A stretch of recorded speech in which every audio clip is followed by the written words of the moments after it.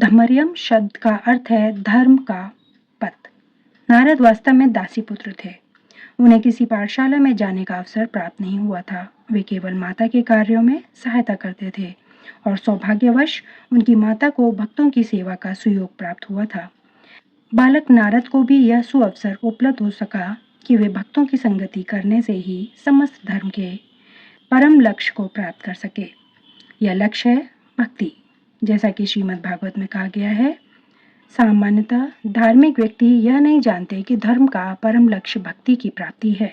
जैसा कि हम पहले ही 8वें अध्याय के अंतिम श्लोक की व्याख्या करते हुए यह कह चुके हैं, वेदेषु यज्ञेषु तप सुचैव। सामान्यतः आत्म साक्षात्कार के लिए वैदिक ज्ञान आवश्यक है, किंतु यहाँ पर नारद न तो किसी गुरु के पास पाठशाला में गए थे, न ही उन्हें वैदिक नियमों की शिक्षा मिली थी।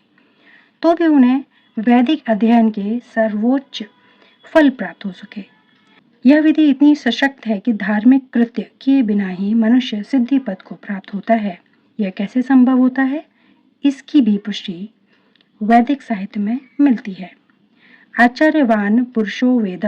महान आचार्यों के संसर्ग में रहकर मनुष्य आत्म साक्षात्कार के लिए आवश्यक समस्त ज्ञान से अवगत हो जाता है, भले ही वह अशिक्षित हो या उससे वेदों का अध्ययन न किया हो। भक्ति योग अत्यंत सुखकर सुसुखम होता है। ऐसा क्यों? क्योंकि भक्ति के श्रवण कीर्तन विष्णु रहता है, जिससे मनुष्य भगवान की महिमा के कीर्तन को सुन सकता है या प्रामाणिक आचार्यों द्वारा दिए गए दिव्य ज्ञान के दार्शनिक भाषण सुन सकता है। मनुष्य केवल बैठे रहकर सीख सकता है, ईश्वर को अर्पित अच्छे स्वादिष्ट भोजन का उच्छिष्ट खा सकता है। प्रत्येक दिशा में भक्ति सुखमय है। मनुष्य गरीबी की हालत में भी भक्ति कर सकता है। भगवान कहते हैं, पंत्र पुष्पम फलम तोय।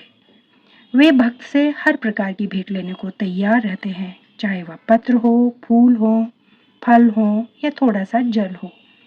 जो कुछ भी संसार के किसी भी कोने में उपलब्ध हो या किसी व्यक्ति द्वारा उसकी सामाजिक स्थिति पर विचार किए बिना अर्पित किए जाने पर भगवान को वह स्वीकार है, यदि उसे प्रेम पूर्वक चढ़ाया जाए।